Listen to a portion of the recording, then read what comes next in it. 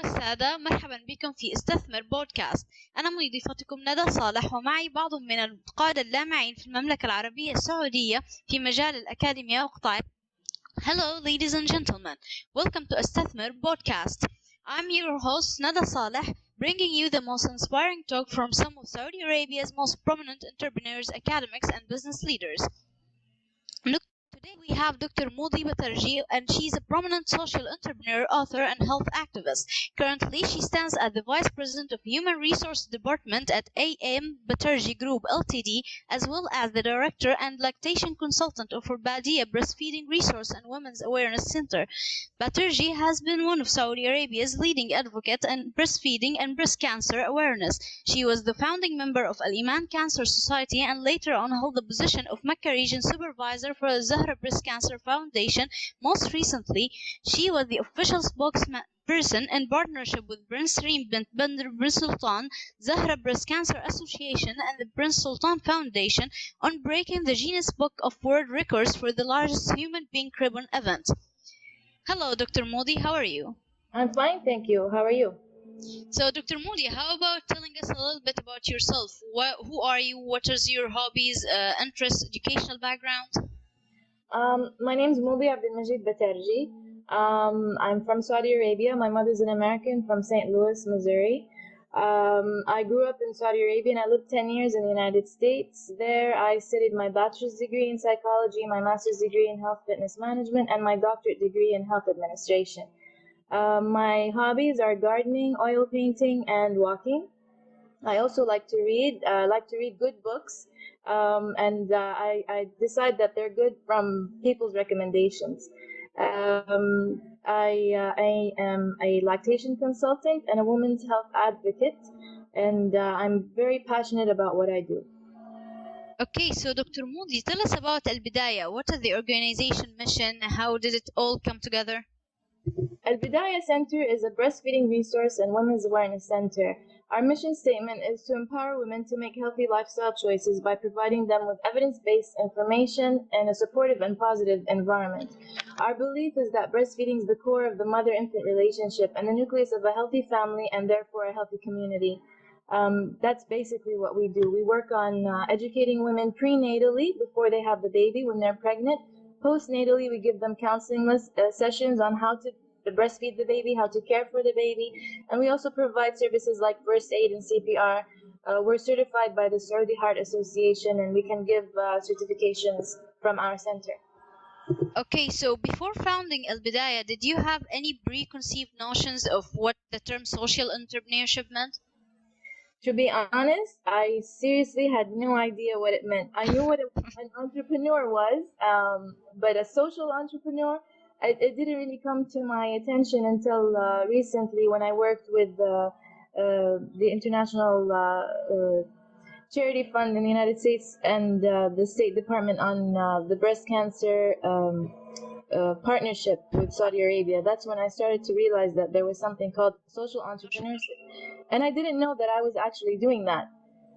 It was that's very interesting. So you actually just started it all by yourself because you wanted to start it without anything else in your mind. Yeah, the concept stems from my parents. My mother is also an advocate for breastfeeding and breast cancer, and she's the one who started it all. Of course, my father is a very big support for her and therefore for me. So I was sort of pulled into it. The Batterjee family comes from a very medical and pharmaceutical background, so we've always been involved in people's health. But we found that this we were passionate about, and it was easy to do because breast cancer threatens Saudi lives, especially women in Saudi Arabia. The numbers are rising, and breastfeeding is one of the preventative measures. It reduces the risks and it delays the onset if a woman is at risk by genetic default. So doing social entrepreneurship really has to stem from a concept that you're passionate about and you have the energy and the will to improve and make better. So it's not something like a business where you just want to make money. It's something where Exactly. there's a need. There's a need. So in the process of executing Al-Bidayah, did you have any challenges like the process itself, like having forms and filling them, or with the people and giving the idea, introducing it to them?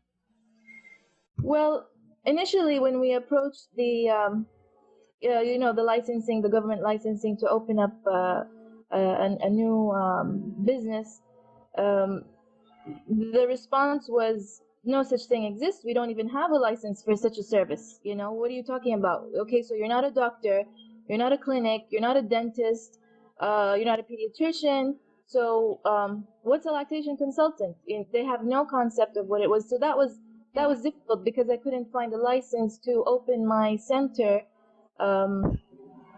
the way it would open in any other place in the world. So the way we approached it, thankfully, my father is a very well-known businessman, and he has, so many CRs and everything. He tucked Al-Bidayah Center under one of his CRs, which is a medical service CR. And that was the way that we were able to make it an official establishment and give it its legal existence. So other difficulties I faced were mainly social. Otherwise, on a legal perspective, on a business perspective, I think when the intention is clear and the niyyah sadiqa, Yeah. تتيسر, Yeah, exactly, of course. Yeah, so it's all about intention and niyyah, and Allah subhanahu wa ta'ala, He opens the doors in an amazing way. The difficulties that I did truly face, which make me sad, were more social difficulties. I lost a lot of friends. People started to feel that I was something that they, couldn't relate to anymore because I was an advocate, and I was calling for a cause, and it's not very common here.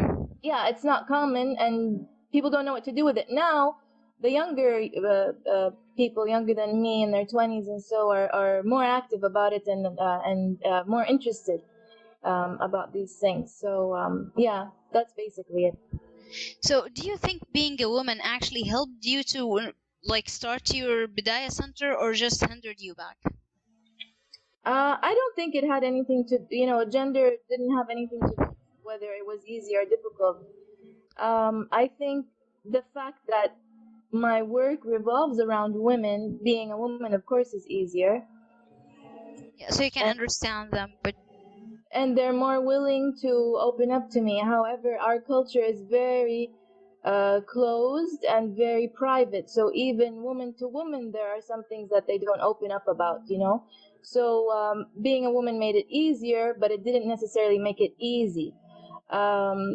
The other thing that I'm very lucky is that I do have a father who is a man who in Saudi Arabia is very supportive and made things happen. And my mother,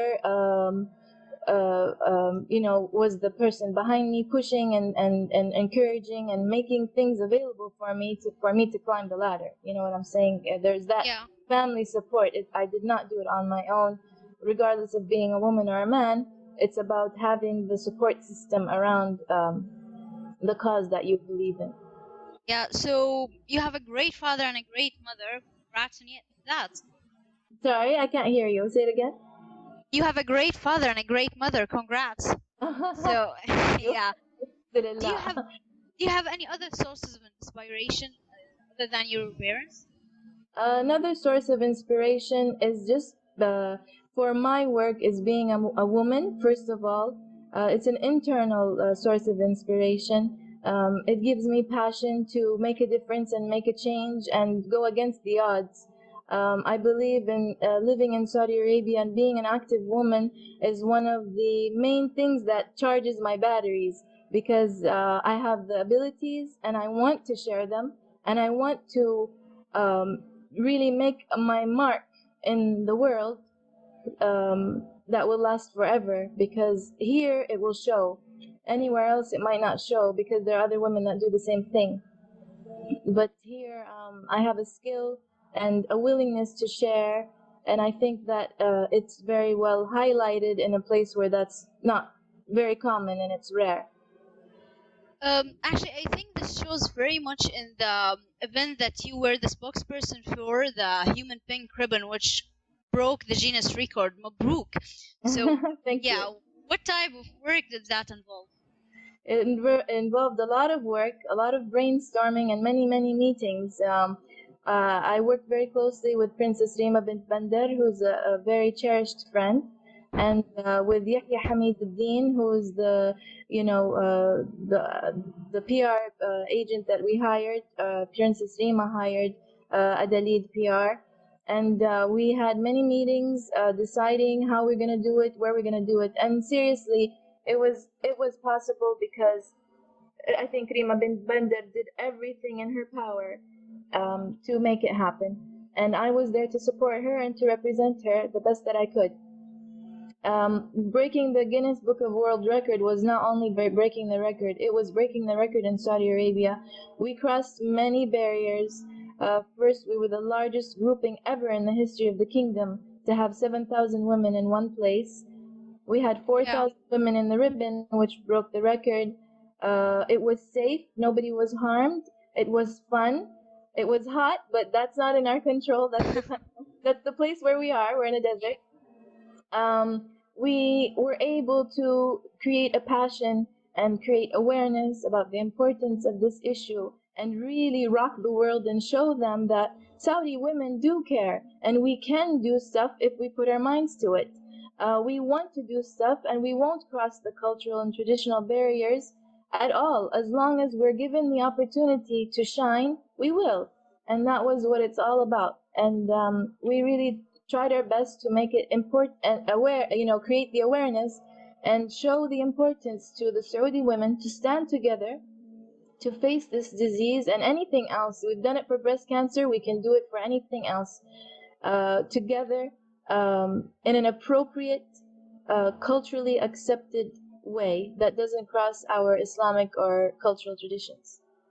So, Dr. Moody, at the end, are there any words of wisdom that you would like to share with other social entrepreneurs who are still starting or trying to start their enterprises or businesses? I just want to say that my favorite word in the world is passion. I love the word passion because if you don't have passion, you don't wake up in the morning.